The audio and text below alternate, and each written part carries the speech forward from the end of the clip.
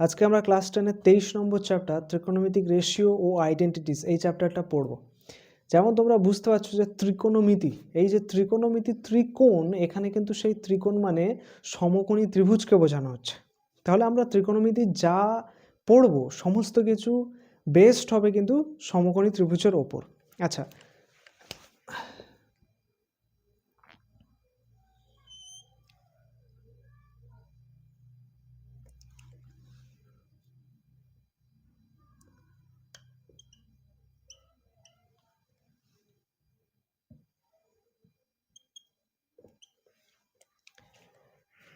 তাহলে এটা একটা সমকোণী ত্রিভুজ যার এ বি সি কোণটা হচ্ছে 90 ডিগ্রি। আমরা ধরছি যে এই এ সি বি কোণটা হচ্ছে থিটা, ঠিক আছে।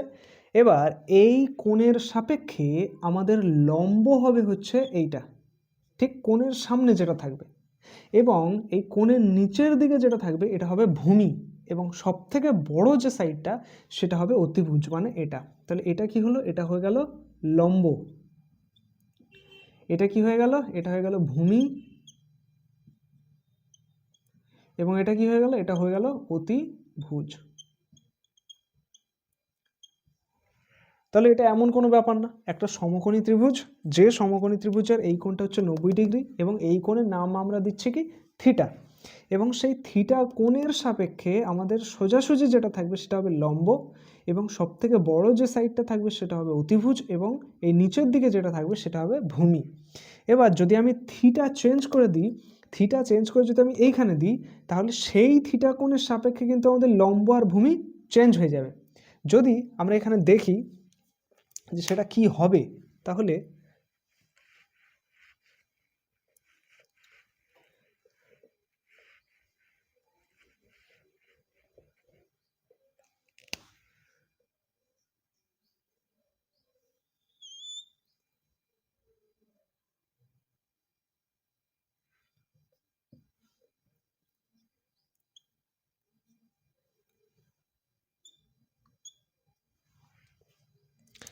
আমরা এখানে তাহলে কি করলাম? কোণটা চেঞ্জ করে দিলাম। থিটাটা আগে এখানে ছিল, এখন এখানে করলাম। তাহলে আমি কি বললাম? থিটা কোণের সাপেক্ষে সামনাসামনি যেটা থাকবে সেটা হয়ে যাবে কি লম্ব। তাহলে ওই থিটা কোণের সাপেক্ষে এটা হয়ে যাবে লম্ব, এবং নিচের দিকে যেটা থাকবে মানে এটা হয়ে যাবে কি ভূমি,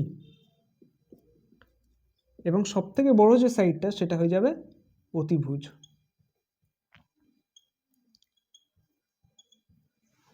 বোঝা গেল? তাহলে তাহলে যদি আমরা থিটা চেঞ্জ করি আমাদের লম্ব আর ভূমি চেঞ্জ হয়ে যাবে, অতিভুজ কিন্তু একই থাকছে, একই সাইডটা। আগের বারেও কিন্তু অতিভুজ এই সাইডটাই ছিল, ঠিক আছে। এবারে এই যে সমকোণী ত্রিভুজটা আমরা দেখছি, এই সমকোণী ত্রিভুজের আমরা যদি তিনটে বাহু আমরা দেখতে পাচ্ছি, একটা হচ্ছে এ বি বাহু, একটা হচ্ছে বিসি বাহু, একটা হচ্ছে এসি বাহু। তাহলে এই তিনটে বাহুর মধ্যে আমরা যে কোনো দুটো বাহু নিয়ে আমরা কটা রেশিও বানাতে পারি? রেশিও মানে কি? অনুপাত, ঠিক আছে। তাহলে আমরা কটা রেশিও বানাতে পারবো? এক নম্বর হচ্ছে লম্ব বাই ভূমি, এর একটা রেশিও আমরা বানাতে পারবো। আবার কি? ভূমি বাই লম্ব, এর একটা রেশিও আমরা বানাতে পারবো। আবার লম্ব বাই অতিভুজ, এটা একটা রেশিও বানাতে পারবো। আবার অতিভুজ বাই লম্ব, এটা একটা রেশিও বানাতে পারবো। আবার ভূমি বাই অতিভুজ, এটা একটা রেশিও বানাতে পারবো। আবার অতিভুজ বাই ভূমি, এটাও একটা আমরা রেশিও বানাতে পারবো। এই মাত্র 6টা রেশিও আমরা এই সমকোণী ত্রিভুজের তিনটে বাহু দিয়ে বানাতে পারবো। আচ্ছা, সেগুলো যদি আমরা এখানে লিখি, তাহলে 1 নম্বর যে রেশিও সেটা কি? সেটা লম্ব বাই অতিভুজ। তাহলে এটা হচ্ছে আমাদের 1 নম্বর রেশিও। 2 নম্বর রেশিওটা কি হবে? ভূমি বাই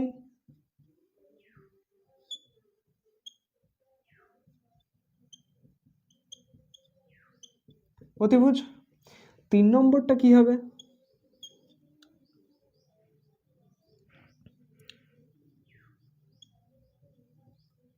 লম্ব বাই ভূমি।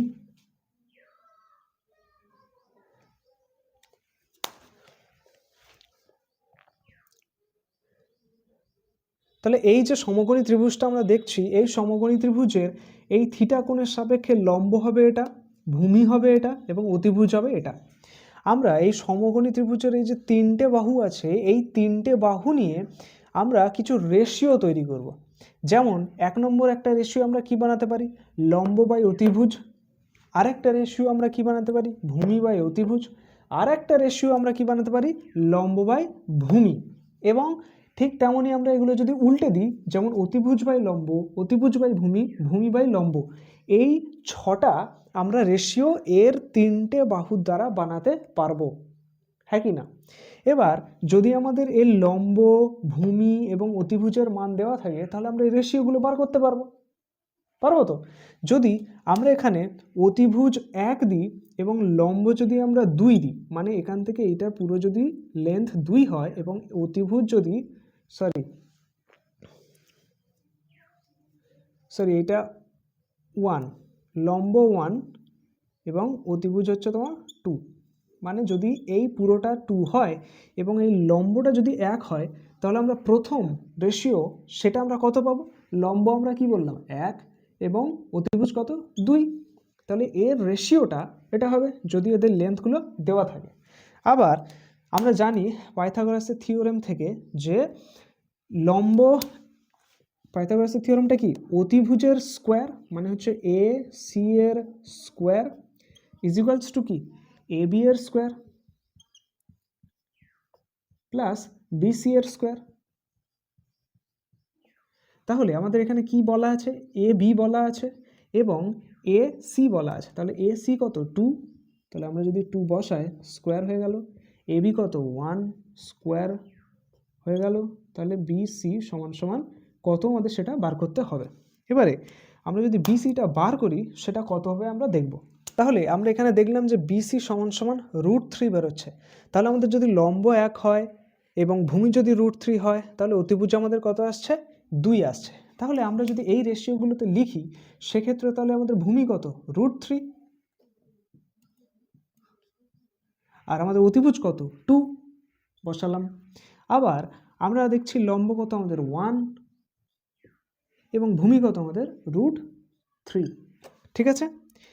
এবার একটা জিনিস আমরা এখানে তাহলে কি দেখলাম যে আমাদের যদি একটা সমকোণী ত্রিভুজ থাকে এবং সেই সমকোণী ত্রিভুজের একটা কোণ থিটা বলা থাকে, তাহলে সেই হিসাবে আমরা লম্ব, ভূমি এবং অতিভুজ ঠিক করতে পারবো।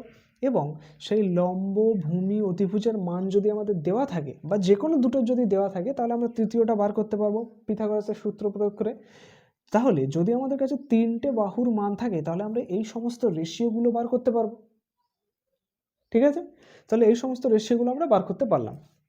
আচ্ছা, এবারে আমার প্রশ্ন যেটা সেটা হচ্ছে, আমি যদি কোণটাকে একটু বড় করে দিই বা একটু ছোট করে দিই, তাহলে কি এই রেশিওগুলো একই থাকবে নাকি চেঞ্জ হবে? প্রশ্নটা বুঝতে পেরেছো? যদি আমি এই কোণটাকে চেঞ্জ করে দিই, তাহলে কি এই রেশিওগুলো একই থাকবে নাকি চেঞ্জ হবে? আমার প্রশ্ন হচ্ছে সেটা।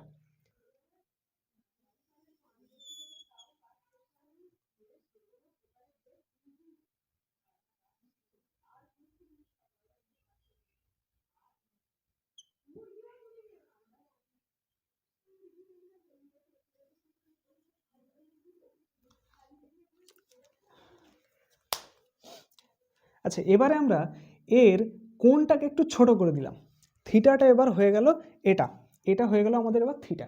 আচ্ছা বলো তো, এবারে যেহেতু লম্ব আমাদের ছোট হয়ে গেছে, আর অতিভুজ কি, অতিভুজও তাহলে আমাদের ছোট হয়ে গেছে, ঠিক আছে। এবারে তাহলে আমাদের লম্ব যদি ছোট হয়ে যায়, অতিভুজ যদি ছোট হয়ে যায়, সেক্ষেত্রে আমাদের কি রেশিওটা একই থাকবে? থাকবে না। তার মানে আমরা কি বুঝতে পারছি, এবার যদি ওই রেশিওটা না ঠিক থাকে, তাহলে ভূমি বাই অতিভুজের রেশিওটাও ঠিক থাকবে না, কারণ অতিভুজ চেঞ্জ হয়ে গেছে। লম্ব বাই ভূমি, এটার ক্ষেত্রে ভূমি একই থাকছে কিন্তু লম্ব চেঞ্জ হয়ে যাচ্ছে, তাহলে এই রেশিওটা কিন্তু একই থাকবে না। প্রথম কথা আমরা কি দেখলাম যে লম্ব বাই অতিভুজ ওই রেশিওটাও এক থাকছে না, ভূমি বাই অতিভুজ এইটাও এক থাকছে না, এবং লম্ব বাই ভূমি এটাও এক থাকছে না। তার মানে আমরা এখানে কি বুঝতে পারছি যে আমাদের যদি থিটা চেঞ্জ হয়ে যায়, তাহলে আমাদের এই রেশিওগুলোর মানও কিন্তু চেঞ্জ হয়ে যাচ্ছে, ঠিক আছে। এবার যদি এটা বড় হয়ে যায়, সেক্ষেত্রে আমাদের লম্ব কিন্তু আরও বড় হয়ে যাবে এবং অতিভুজ আরও বড় হয়ে যাবে। সেক্ষেত্রে আমাদের এই লম্ব বাই অতিভুজ, ভূমি বাই অতিভুজ, লম্ব বাই ভূমি, এগুলোর রেশিওর মানও চেঞ্জ হয়ে যাবে, ঠিক আছে।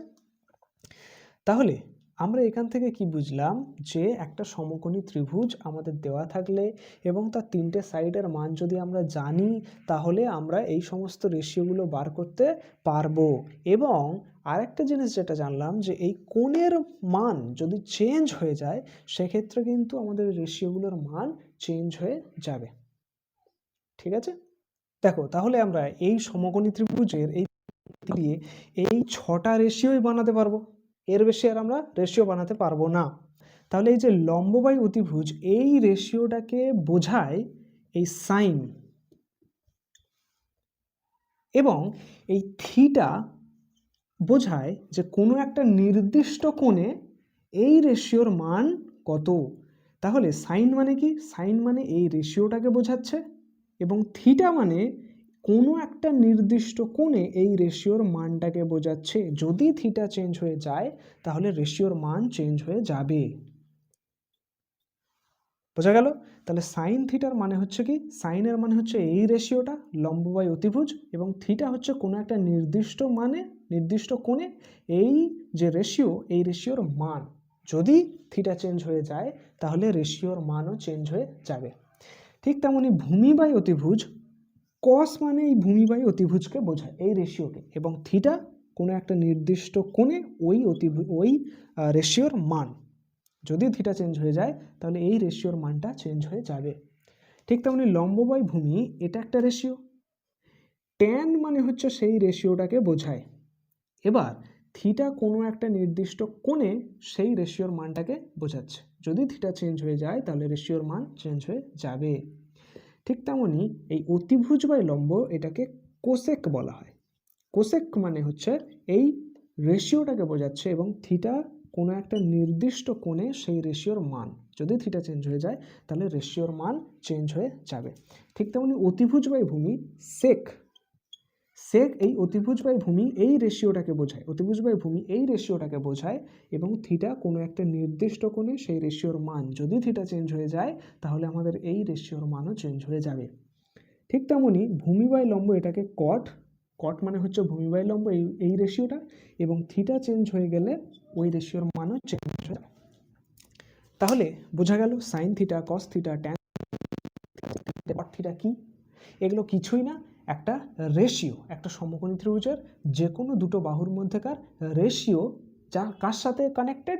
এই কোণের সাথে কানেক্টেড। কেন, কিভাবে কানেক্টেড? কারণ আমাদের যদি থিটা চেঞ্জ হয়ে যায় তাহলে আমাদের রেশিওটাও চেঞ্জ হয়ে যাচ্ছে। এইভাবে ওরা কানেক্টেড একে অপরের সাথে। সাইন মানে কি? এই রেশিওটাকে বোঝাচ্ছে, এবং থিটা কি? তাহলে কোনো একটা নির্দিষ্ট কোণে ওই রেশিওর মান। তাহলে আমি কি বলেছিলাম যে সাইন মানে কি? লম্ব বাই অতিভুজ এই রেশিওটা। আবার এই থিটাটা কি বোঝায়? যে কোনো একটা নির্দিষ্ট কোণে ওই রেশিওর মান, তাই তো? তাহলে আমরা যখন থিটা 0 ডিগ্রি, তখন ওই সাইন যে রেশিওটাকে বোঝায় লম্ব বাই অতিভুজ, ওই রেশিওর মান কত সেটা আমরা এখানে লিখব। তো এই টেবিলটা কিন্তু তোমাদের মুখস্থ করতে হবে, কারণ তোমাদের অঙ্কে এই সমস্ত মানগুলো ইউজ হবে। কিন্তু আগে বোঝো যে যখন থিটা যখন 0 ডিগ্রি তখন সাইনের মান কত হবে? 0 হবে। কিভাবে, এটা আমি একটা বলে দিই। দেখো, রাইট ট্রায়াঙ্গেল থেকে আসছে, মানে আমাদের সমকোণী ত্রিভুজ থেকে। যদি আমাদের এই থিটাটা কমতে কমতে কমতে কমতে এইভাবে কমতে কমতে কমতে কমতে 0 হয়ে যায়, তাহলে আমাদের দেখো এই লম্বটা কিন্তু কমতে কমতে 0 একেবারে এইখানে চলে আসছে। তাহলে লম্ব তো কী হয়ে যাচ্ছে তখন? তাহলে 0। আর অতিভুজ এইটা হয়ে যাবে। তাহলে নিচে যাই থাক না কেন, ওপরে যদি 0 থাকে আমাদের কী পাবো? 0ই পাবো। বুঝতে পেরেছো?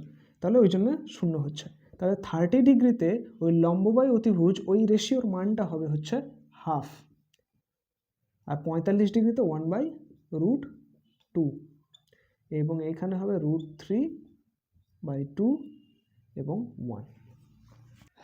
অসংজ্ঞাত।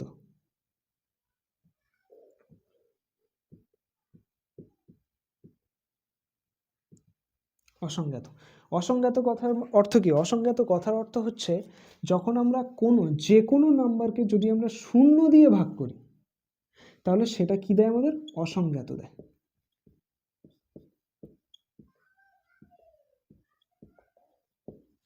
মানে যে কোনো উপরে যে কোনো নাম্বার থাক না কেন, যদি আমরা সেটাকে 0 দিয়ে ভাগ করি সেটা আমাদের অসংজ্ঞাত হয়। তাহলে এই টেবিলটা কিন্তু তোমাদের মুখস্থ করতে হবে। বিভিন্ন কোণে এই রেশিওগুলোর মান কত সেগুলো কিন্তু তোমাদের এখানে দেওয়া আছে, এই টেবিলটা কিন্তু তোমাদের মুখস্থ করতেই হবে।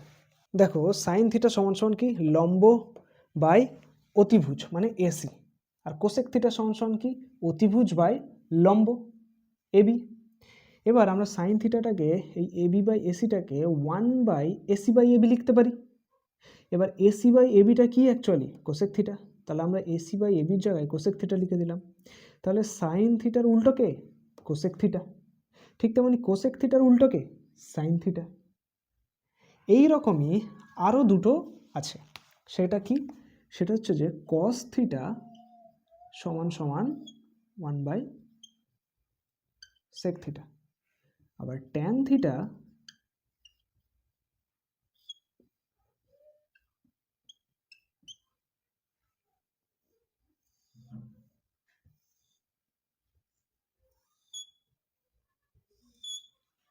তাহলে তোমরা বুঝতে পারলে যে সাইন থিটা কস থিটার উল্টো, কোসেক থিটার উল্টো, আবার কস থিটা সেক থিটার উল্টো, এবং ট্যান থিটা কট থিটার উল্টো। ঠিক আছে, এরপরে ভিডিওতে আমরা ত্রিকোণমিতিক আইডেন্টিটি সম্পর্কে পড়ব, এবং তারপরে আমি তোমাদের 23 নম্বর চ্যাপ্টারটাও কমপ্লিট অঙ্ক করিয়ে দেব। তো আজকে আমি তোমাদেরকে আমার ডেসক্রিপশানে একটা তোমার যে মানে ফর্মুলা শিট দিয়ে দেবো এবং সেখানে কিছু অঙ্কও থাকবে, সেই অঙ্কগুলো তোমরা তাড়াতাড়ি করে যদি আমাকে কমেন্ট করে জানাও যে তোমরা করতে পেরেছো, তাহলে আমি খুশি হব। তো চেষ্টা করে দেখতে পারো তোমরা।